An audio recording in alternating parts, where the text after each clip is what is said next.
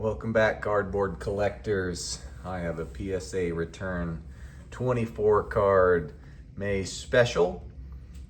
And I have another one that's on its way back too, but it's not going to be here till next week.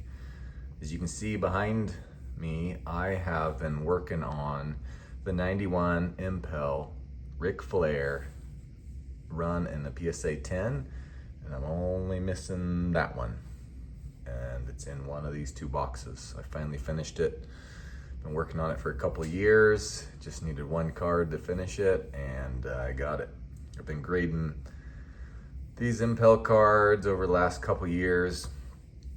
Card number 43 has eluded me for quite some time, and I finally got it.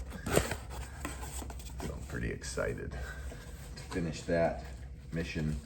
The other mission that I've been trying to complete is the 97 Metal Universe set, all in PSA 9 or better, but 9's kind of all she wrote. For I've probably submitted over 100 of them. I have not ever got 110, so I have several of those Metal Universe cards in here. Add some 9s to my set, a couple 8s of course, and then some Wimbies, some Dazzles that you guys know I like. I upgraded a ton of 2018 Threads cards, primarily the Dazzle Parallel and primarily the Luca cards because he's my guy. Anyways, let's get through this. This was an SGC, here let me get the flip, SGC 96 in the old label. It looks so clean. It is the nicest card in this set I've seen. Cracked it, got a 9. Good chance I'm gonna crack and resubmit. No greening, perfectly centered. Card is flawless. It has one of the tiniest dimples ever right there. That's the only thing I could find. So, oh, look what's up next.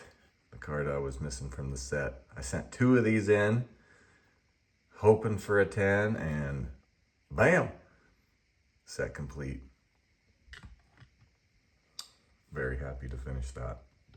I have quite a few other Ric Flairs in here.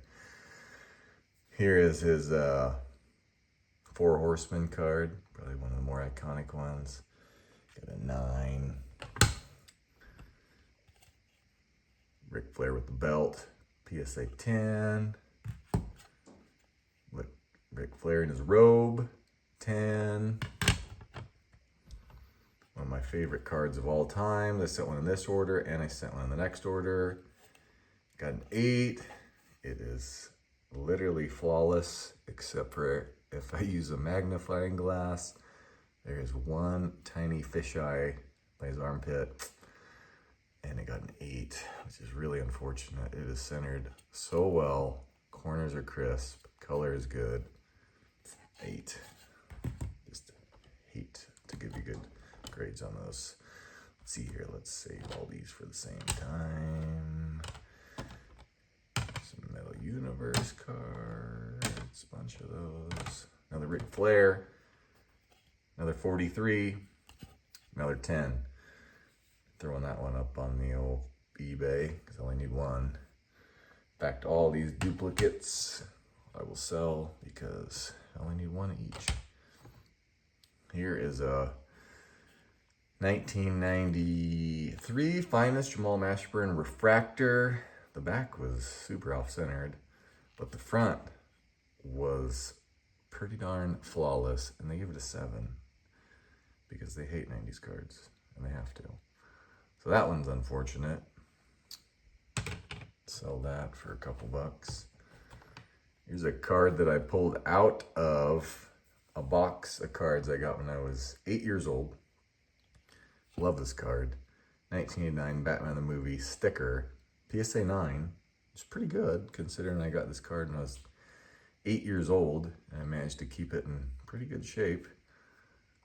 I wasn't really sure what kind of grade a sticker would get, but I'm happy with the 9. It's the highest in the pop count.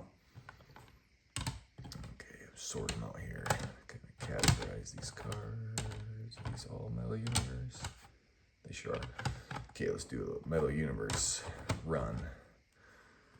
I am pretty much working on commons now, which seem to be the hardest to find in good condition. I've got about 80 of the 125 cards I need. This will add a few more to my set. It's Lorenzen Wright, 8. Get that one again. A Mark Jackson, a 9. One's tough. I've sent this card in twice. 2 different cards. Both times got like a 6 and a 8. So I'm happy to check that one off the list. That one's been wearing me out. Jeff Hornacek and an 8. Also one I've sent in a couple times. Can't seem to get a 9 on. They are so hard on this set. If you've ever sent in 97 Metal Universe, you know, I mean, these cards are literally flawless. Steve Smith, 9.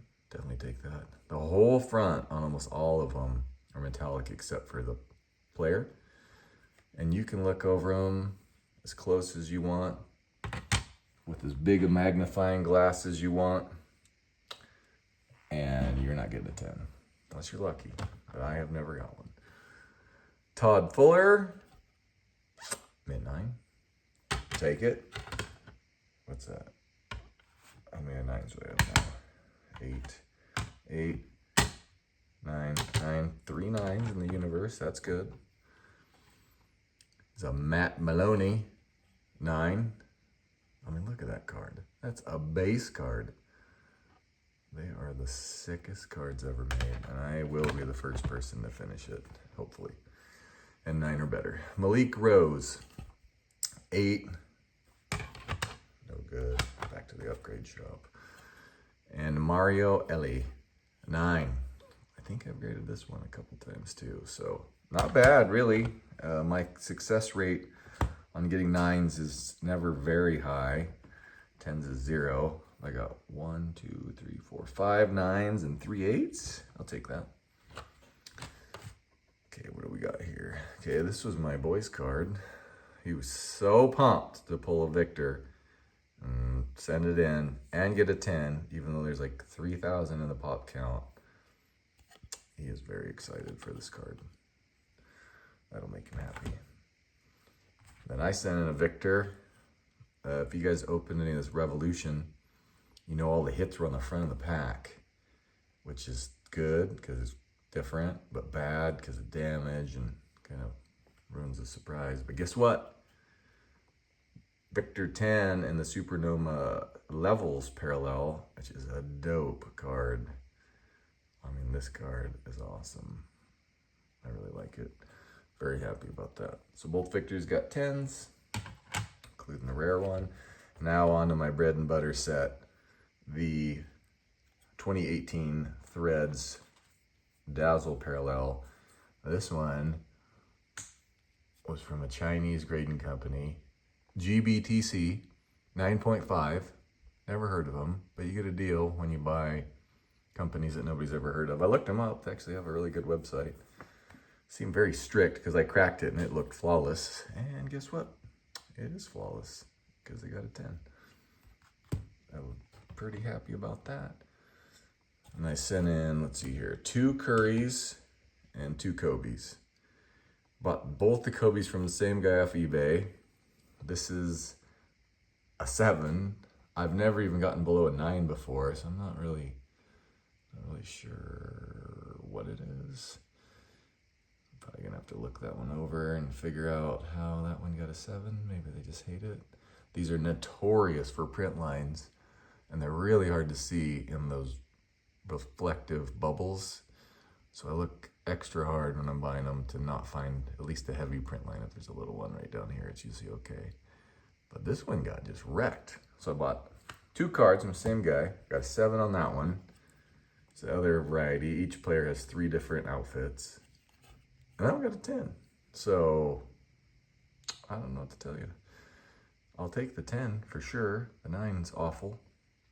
I mean, the 7's awful. But any 10 is a good card. Here is the Steph Curry. One of them got a 10, one of them didn't. Oh, there's the 9. So for some reason, I can only seem to hit 10s in this outfit. I've hit 3 10s in a row. I think I got one coming in the next order. I hit one in the previous. 10, 3 times in a row. Every other jersey that he's wearing, I'm not hitting 10s. I don't know what the deal is. And in the Lucas, I'm rolling almost 100% in 10s. I have 1 9 that I sold. I think I've got 9 10s now in these dazzles. It's the smoking deal. You pay $100 raw, grade it for 15 to 20. Turns into a $300 card. I really like them. They look cool. Sleeper card. People are kind of starting to catch on because they have been selling for higher and higher. But the theme of this video was finishing this. I'm done. I'm done with the Ric Flair set. My next order has more Ric Flair cards coming back. They're fun to grade. They grade really well if you have clean ones. 10 sell for like $50. So make some money back because these grade and submission fees are high. And I like to offset my costs by PCing some, selling some, and then improving my collection. Anyways, you'll have another video next week. Second reveal coming up. Keep collecting.